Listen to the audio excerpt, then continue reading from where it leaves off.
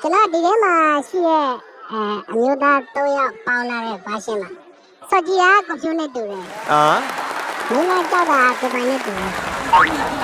ကျွန်တော်နဲ့ရောအဲ့လိုကိုရိုနဲ့တူတာတခုရှိတယ်ဘာကြီးလဲဒါကောင်ပတ်ပြီးတောင်းမယ်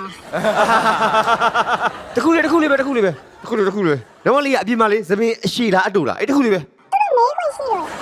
ရှိတော့ပြီသူတို့မေးခွင့်ရှိလို့လားဟမ်ဟုတ်တယ်သူငါပါလာဆွာတယ်မင်းတို့လောက်တာငါပါဆွာခံနေရတယ်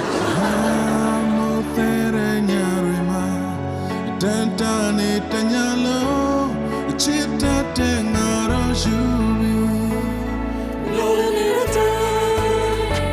စေစားစတဲ့ဒီမောင်များချောနေတော့ငါချစ်လို့မယနေလေနေမှာတော်မငါပြောခဲ့အလုံးနဲ့ငါကဝေးပြီဒီကလာတော့နှခမ်းနေဘယ်လိုဆိုလဲစိုးပြကြည့်ရ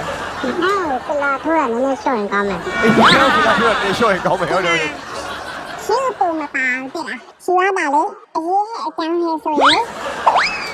ဘာလို့လဲအဆန်ဆိုင်ကပြေးနိုင်လားဗျာပြန်ပြောလေလက်တော့စားပဲရှိရဲ့ဂျိုကဒီပေါ်ပါလားစိတ်တော်တိုင်းကိုပါတယ်ရှင်းကြည့်လားဟုတ်ပါရှိတာစင်တချမ်းနေဒီကပြတော့မယ်